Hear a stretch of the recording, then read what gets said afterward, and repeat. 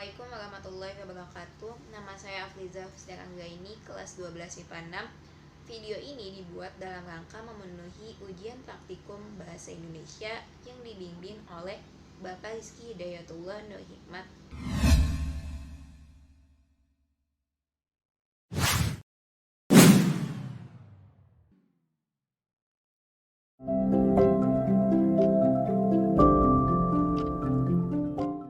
Seiring berkembangnya waktu, perkembangan teknologi pun mengalami kemajuan yang pesat.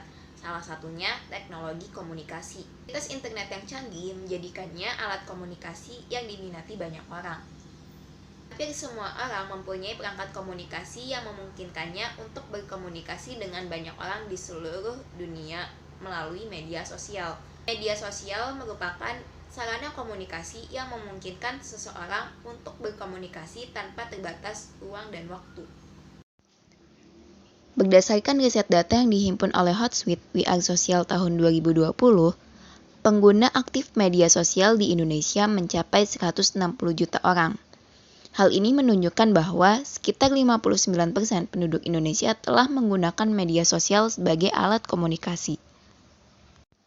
Berikut 5 media sosial yang paling banyak digunakan oleh pengguna media sosial Indonesia selama tahun 2020. Yang pertama, YouTube sebanyak 88%. Kedua, WhatsApp sebanyak 84%. 3, Facebook sebanyak 82%. 4, Instagram sebanyak 79%. 5, Twitter sebanyak 56%. Kehadiran media sosial membawa pengaruh yang signifikan dalam kehidupan masyarakat. Dengan adanya media sosial, komunikasi berlangsung lebih mudah dan cepat, tanpa perlu mengkhawatirkan jarak dan waktu. Selain itu, media sosial juga mempermudah tersebarnya suatu informasi secara luas dan instan, sehingga mudah diakses oleh siapa saja. Namun, penggunaan media sosial yang tidak tepat dapat menimbulkan dampak negatif bagi penggunanya. Sebuah penelitian yang dimuat dalam International Journal of Education mengungkapkan dampak negatif meliputi depresi, stres, kelelahan, kehilangan konsentrasi, penurunan kemampuan berpikir, pelecehan seksual, dan cyberbullying. Untuk menggunakan media sosial secara tepat, berikut ini cara-cara yang dapat dilakukan. Yang pertama, batasi waktu penggunaan. Dilansir dari Tirto.id, sebuah studi yang terbit di Guilford Journals menunjukkan bahwa orang yang membatasi penggunaan media sosial hingga setengah jam dalam sehari memiliki gejala depresi dan kecemasan yang lebih rendah dibandingkan dengan orang yang tidak melakukan pembatasan. Hal ini menunjukkan semakin banyak waktu yang dibutuhkan untuk menggunakan media sosial, semakin besar pula gejala penurunan kesehatan mental seseorang. Yang kedua, selalu waspada dan jangan mudah percaya.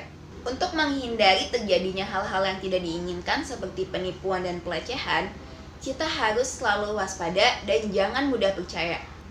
Karena tidak semua pengguna media sosial merupakan orang yang kita kenal dengan baik di kehidupan nyata.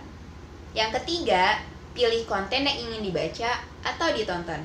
Dikutip dari CNN, seorang psikoterapis khusus pemulihan trauma, Susan Babel, mengungkapkan, otak manusia yang terus-menerus dicekoki hal-hal buruk dan traumatis tanpa henti. Dalam hal ini, konten negatif sosial media dapat memperlambat kerjanya untuk mengatasi stres. Yang keempat, berhati-hati dalam menyebarkan informasi. Pastikan informasi yang ingin disebar tidak mengandung hoaks atau sara. Hoaks adalah informasi yang tidak benar tetapi dibuat seolah-olah itu benar. Sedangkan sara adalah pandangan dan atau tindakan yang dilakukan berdasarkan sentimen atau identitas spesifik yang meliputi suku, agama, ras, dan antar golongan. Yang kelima, jadwalkan periode detoksifikasi. Detoksifikasi media sosial biasanya dilakukan dengan mengurangi atau bahkan menghentikan penggunaan media sosial. Dikutip dari The Conversation, detoksifikasi media sosial selama 5 hari hingga seminggu dapat menurunkan stres dan meningkatkan kepuasan hidup. Media sosial sejatinya bukan pengganti kehidupan nyata. Media sosial hanyalah alat tambahan seseorang dalam kehidupan sosialnya. Komunikasi utama yang sesungguhnya adalah interaksi yang terjadi secara langsung, saling berhadapan di tempat yang sama. Hal itulah yang dapat memenuhi kebutuhan dasar manusia untuk rasa keterhubungan dan keberadaan diri. Sekian dari saya. Wassalamualaikum warahmatullahi wabarakatuh.